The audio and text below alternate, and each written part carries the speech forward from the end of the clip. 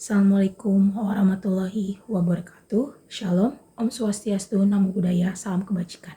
Pada kesempatan ini, kami dari kelompok 5 ingin menyampaikan presentasi kami perihal tugas hukum acara PT UN mengenai gugatan petun atas keputusan Wali Kota Bau-Bau. Saya sendiri, Miriam Mahalia, kemudian akan ada rekan-rekan saya, yaitu Rahmat Riziawan, Florega Gamelia Lubis, dan Mutia Aulia. Yang pertama, kita akan membahas siapa saja pihak-pihak yang terlibat dalam perkara sengketa tata usaha negara ini. Sebagai penggugat, yaitu adalah Dr. Roni Mukhtar MPD. Dalam proses gugatan ini, beliau didampingi oleh kuasa hukumnya, yaitu Haji Ahmad Warman. Sementara itu, tergugat dalam perkara ini adalah Wali Kota Bau-Bau yang mengeluarkan keputusan yang menjadi objek sengketa. Perkara ini didaftarkan dan diperiksa di Pengadilan Tata Usaha Negara Sulawesi Tenggara. Selanjutnya kita akan masuk ke dalam pokok sengketa atau objek gugatan di dalam PT UN ini. Ada dua keputusan yang menjadi objek sengketa dalam perkara ini. Yang pertama adalah keputusan Wali Kota Bau-Bau nomor 231 tahun 2024 yang berisi tentang pemberhentian sekda. Yang kedua adalah keputusan nomor 824 /114 BKPSDM 2 tahun 2024 yang berkaitan dengan mutasi pegawai negeri sipil. Dua keputusan ini dinilai oleh pihak penggugat sebagai keputusan tata usaha negara yang merugikan hak kepegawaian sehingga dibawa ke Peradilan Tata Usaha Negara untuk diuji secara hukum.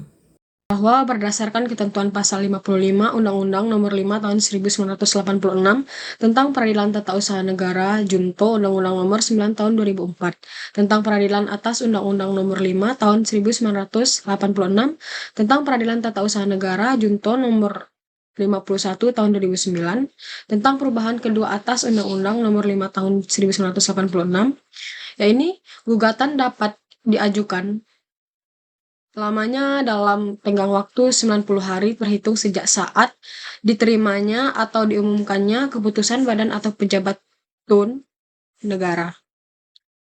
Bahwasanya tergugat ini pada tanggal 9 Juli 2024 dan diterima oleh penggugat itu pada tanggal 20 Juli 2024. Maka waktu 90 hari itu terhitung jatuh pada tanggal 19 Oktober 2024.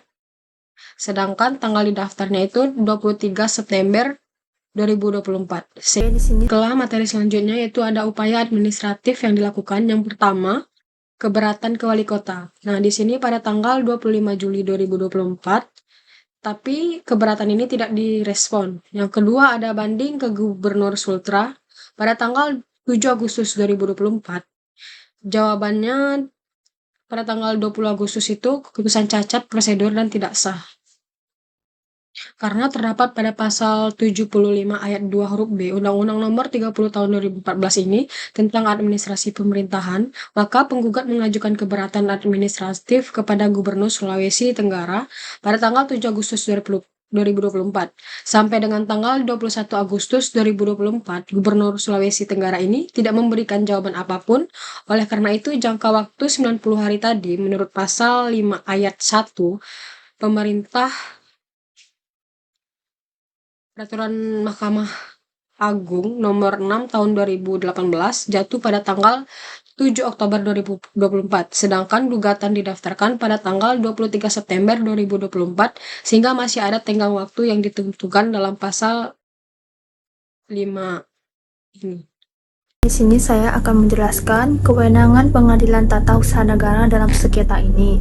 Nah, kewenangan mengadili di Tata Usaha Negara pertama adalah bahwa berdasarkan pasal 50 Undang-Undang Nomor 5 Tahun 1986 tentang Peradilan Tata Usaha Negara yang menyatakan Pengadilan Tata Usaha Negara bertugas dan berwenang memeriksa, memutuskan dan menyelesaikan sengketa tata usaha negara di tingkat pertama, dan bahwa objek sengketa merupakan suatu penetapan tertulis yang berisi tindakan hukum tata usaha negara, yang berisi suatu penetapan mengenai pemberhentian dari jabatan pemimpin tinggi Pratama, Sekretaris Daerah Kota Bau-Bau dan mutasi pegawai negeri sipil yang dikeluarkan oleh Wali Kota Bau-Bau berupa putusan Wali Kota Bau-Bau nomor 2003 31 tahun 2024.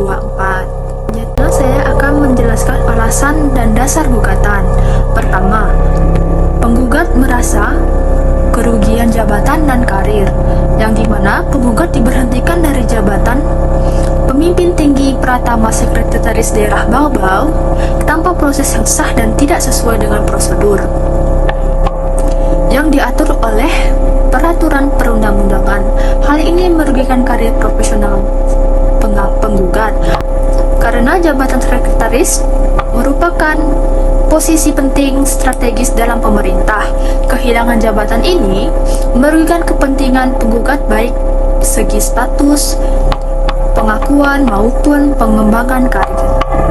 Baiklah, selanjutnya ialah permohonan penggugat di PT UN, yaitu mengabulkan gugatan seluruhnya dan menyatakan batal 2 PT UN yang dikeluarkan oleh Wali Kota Baobab tersebut dan mewajibkan pencabutan keputusan atas keputusan Wali Kota Baobab tersebut, dan juga merehabilitasi jabatan dan hak penggugat pada jabatan semula, yaitu sebagai pimpinan tinggi Pratama Sekretaris Daerah Kota Baobab beserta hak-hak yang lainnya, dan juga membebankan biaya perkara kepada tergugat.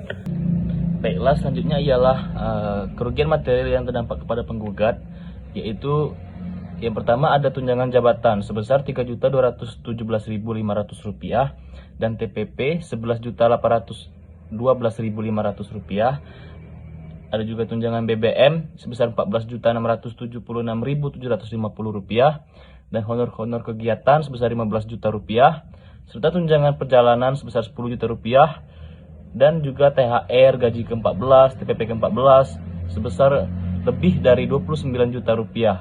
Yang terakhir ialah penutup dan harapan. Dalam perkara ini, kami berharap seluruh tahapan sesuai dengan prosedur hukum yang berlaku, mulai dari pengajuan keberatan administratif dan juga apabila dilanjutkan dengan upaya banding sebagai bentuk itikat baik untuk menyelesaikan sengketa secara konstitusional.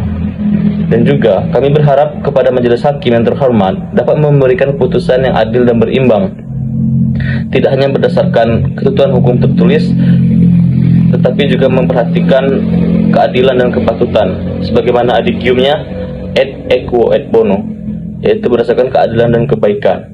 Terima kasih. Wassalamualaikum warahmatullahi wabarakatuh.